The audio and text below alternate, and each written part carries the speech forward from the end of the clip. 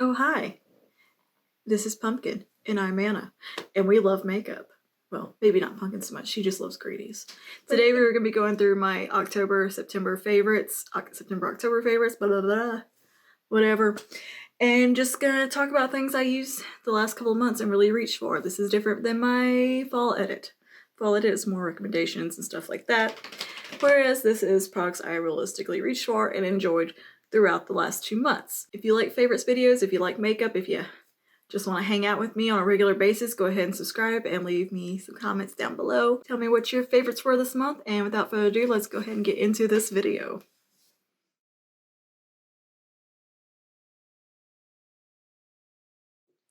Anyway, I have a few favorites for October. That's right, last month we did an empties. So we have a favorites this month. I like to alternate out because I feel like that kind of works out good because I'll have enough empties in 2 months and I'll have enough favorites gathered up in like 2 months. So this is October, September favorites, if you will. Some things are brand new, some things are rediscovered, some things I've just been using on and off. So let's go ahead and jump in and start with skincare. 2 things from Peter Thomas Roth. These came in PR, just a heads up there. I was sent these to review, try out, whatever.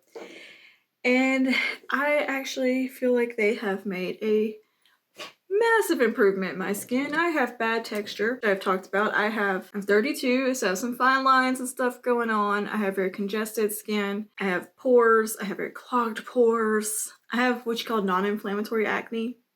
I know I'm 32 and I'm still dealing with acne. Anyway, I feel like these things are actually helping me and like making my skin look really nice and smooth. This first thing here is a 30% lactic acid complex. This is the Pro Strength collection from Peter Thomas Roth. This improves the look of pores, clarity, radiance with high dose of refining rinse-off treatment. What you do is you put this on your face, clean face, let it hang out for, leave on 2 minutes, rinse off with water. And you do this 2-3 times a week. And it just like gets all the bad shit out of your pores and makes everything look nice and happy and pretty. Yeah, this is the first time I've used a lactic acid and I feel like it really is a great product. I'm enjoying it. It is very, very expensive, but is doing some good things for my skin, which my skin has not been my friend lately. Peter Thomas Roth Pro Strength Retinoid Peptide Serum. Oh my god, that's so hard to say. This is 10% grain active retinoid and 5% hexapeptide complex. I can't read good. I swear I can't really read. I've just memorized a lot of words and I'm dyslexic. Anyway. Yeah, it reduces the look of fine lines and wrinkles with intense leave-on anti-aging treatment. This is kind of like everything I want in a product right here. I want intense anti-aging. The formula on this is beautiful. It feels like a dry oil on your skin. Like it's in a little dropper with a pump like this. And when you put it on, it doesn't take much at all because it spreads. Put a little on your face. I do a little bit on my hand, kind of work it and then work it around the skin. And it just spreads everywhere and feels like a dry oil texture and then just sinks in immediately. I really enjoy it. I use these religiously now. And great stuff from Peter Thomas Roth. And thank you, Peter Thomas Roth, for sending that my way. Other thing kind of in the skincare line, I mentioned this in my fall edit, which is the products from Bath House. This is the pumpkin butter, goat's milk body butter. I'll be smelling like a pumpkin spice latte snack at night, and I am living for it. Yeah, these are handmade in Hot Springs, Arkansas. Great product. It smells amazing. My skin is so soft and so happy. It definitely smells like fall in a lotion, and I can't get enough of it. I want a fragrance of it. I want a candle of it. I want everything of that. And for hair care, I have one thing. One favorite. It is the Dove Micro Mist Touchable Feel Flexible Hold Set Hairspray. This is the Stronghold 4. It is the most, like, I've got it all in my hair right now, and look at this. Look how touchable and movable and like soft my hair feels. Yet it like holds, it goes back into its shape. It's fantastic. This is a fantastic product. Let me get in here where you can actually see it. Yeah, this stuff is great. I'm really enjoying it. You get 25% more sprays than the standard can, so that's nice. Shake it up, make sure it's actually coming out, and get in there and spray. Okay, it smells like a grandmother in the best way possible. Okay, I love old lady smells, or things that are traditionally known as old lady smells, like rose and all that. So I love the smell of this. This is, yes. It's so good. Coffee Break with Danny recommended this in I think it was one of her vlogs. She was talking about how great this stuff was, and I'm always on the hunt for a drugstore hair product because I'm not spending a lot of money on hair stuff. I refuse. I refuse to not buy drugstore hair stuff. But she was recommending it, and I was like, I'm gonna check that out because I've got 5 hairs just like Danny. It's some good stuff. It really does hold your curl and your shape or whatever you're trying to do. Great product. And speaking of hair, another thing I want to talk about is I've enjoyed embracing my own hair texture, my natural hair texture, which is kind of beachy waves, a little bit of a mess. If you've seen me lately on here, I've had some kind of crazy hair going, and some curls and some waviness, and yeah, and I've actually been loving it and having fun with it. I think just because my hair is shorter, it's more prone to want to curl up and with the layers that I have in it, because I always thought I had stick straight hair. Apparently I am wrong, and I actually have kind of curly hair. I just have to encourage it a little bit. So I've been doing a little delving and reading into curly girl method, kind of getting some tips and tricks from there. I am not a devout curly girl method person. I can't commit to anything like that. I'm sorry. But I have picked up a few little tips and tricks watching some ladies with wavy hair and fine hair on how to, kind of show your hair some love and take care of it, encourage its natural body fullness and what it wants to do. I say that now today, I actually just blow dried my hair. So this is what it looks like blow dried. But I've been just air drying my hair and kind of scrunching and crunching it and squishing to condition and that kind of stuff. And it has done wonders, like, for my hair when I don't feel like blow drying it and I've got a million hours to let it air dry.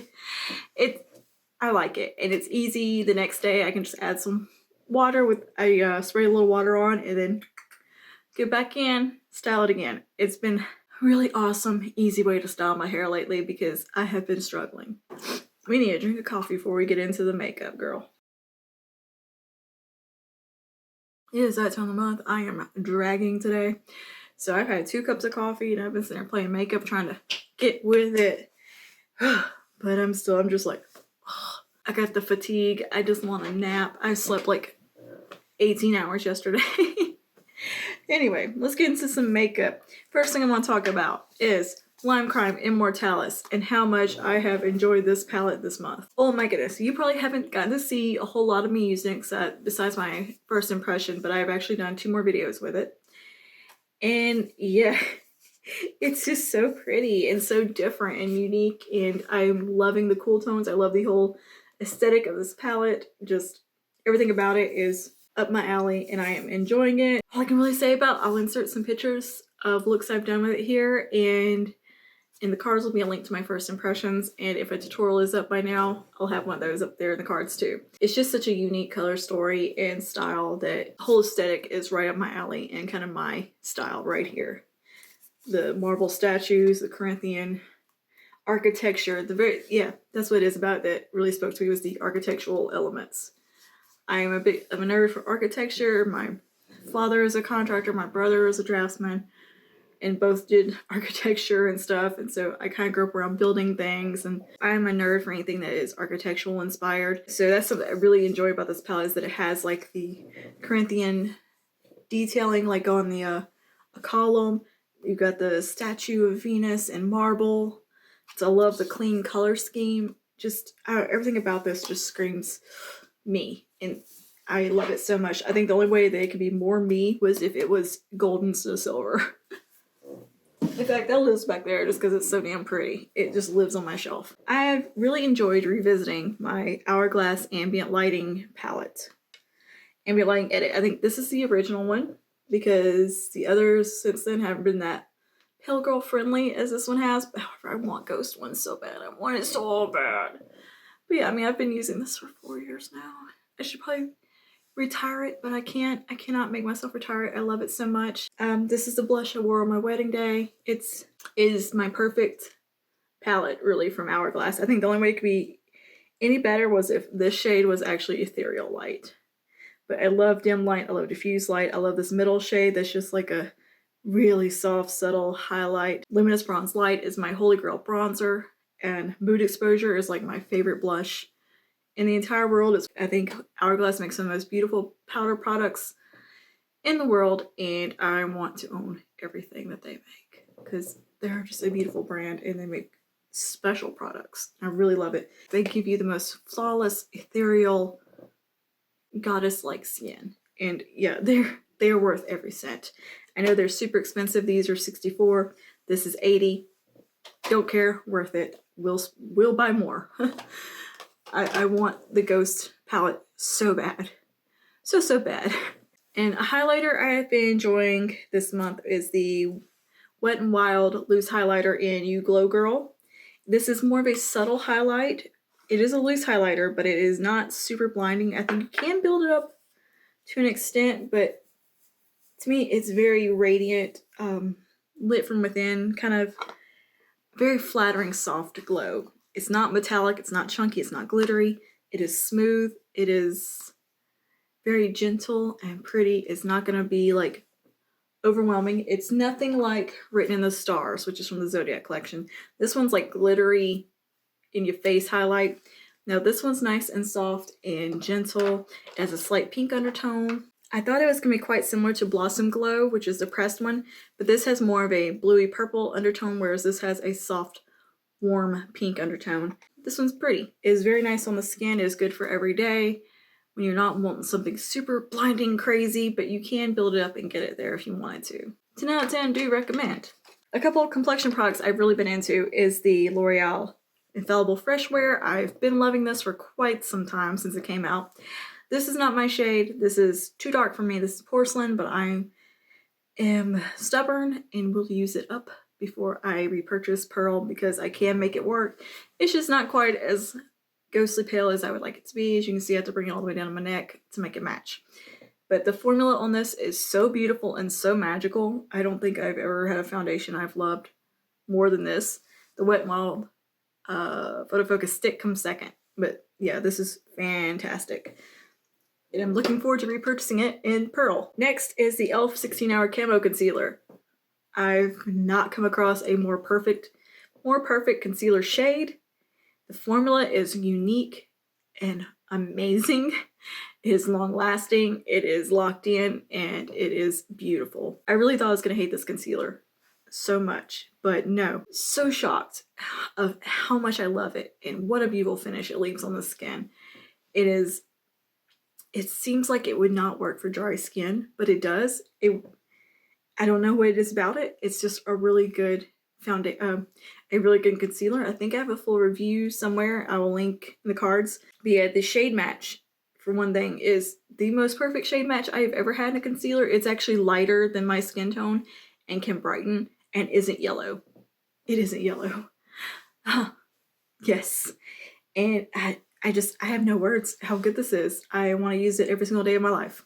Okay, and lastly, a few lip products. Lastly, for makeup, that is. The L'Oreal Paris Signature Rouge. This formula is everything. This color is Amaze. Is that perfect warm red that I cannot stop using, and I love it so much. Yeah, I've worn it quite a few times this month when I needed a red lip or a reddish lip. Another color that I have just been throwing on constantly the last 2 months when I can't think of anything else I want to wear is Aristocrat from CoverGirl. This is the Melting Pout Matte. It's a good raisin color, just perfect. I've raved about these enough. I'm just gonna move on. And lastly, for lips, I have been really been reaching for my NARS Velvet lip pencils. I love these so much. I love the formula. I love the colors that I have. I've been using these like crazy. Just, they're so easy, effortless to put on. I finally found a sharpener that I can use with them. The Wet n Wild pencil sharpener works on these and it doesn't tear them up. Yeah, I am back into my NARS pencils hardcore. I know these are a little more expensive than a lot of the other lip products I normally recommend, but they're worth it. They're worth every cent to me. And they do last quite a long time. On to some lifestyle favorites. I will insert a little video picture here, but I have really been enjoying making sweet potatoes and pork chops. What it is about that is the most autumnal perfect meal to me. It's easy. Okay, and lastly, we're going to end on some media things I've been liking, like shows and YouTubers. Really been enjoying catching up on the last 2 seasons of American Horror Story. I talked about that in my vlog. I was so into the apocalypse season. Cult it was okay. I finished it. Did I love it? No, because I just don't like political themed stuff or anything like that. That is just meh. I really enjoyed Apocalypse, even though it was a bit silly. Nothing is going to compete with Coven. That season was perfection. Okay, on to some YouTubers I have discovered the last couple of months and are really loving. First is Alexandra Anel, which, if you saw my Get Ready With Me a while back, I recreated one of her looks. I have learned so much stuff from this girl. She is amazing, educational, beautiful. Her videos are beautifully filmed. I love her style. Yeah, she is right up my alley. Someone else I just discovered on YouTube is Jessica Kilgren Fozard. I don't know if I'm saying her name right. I'll link her. This girl is so inspirational, so beautiful, and just so pleasant and so lovely to listen to. I could listen to her speak all day. She does a lot of videos about disability, vintage style, vintage fashion, all kinds of different topics, but she does a lot of stuff about disability, which isn't something I talk about personally a whole lot at all, because I'm the opposite of her about that kind of stuff.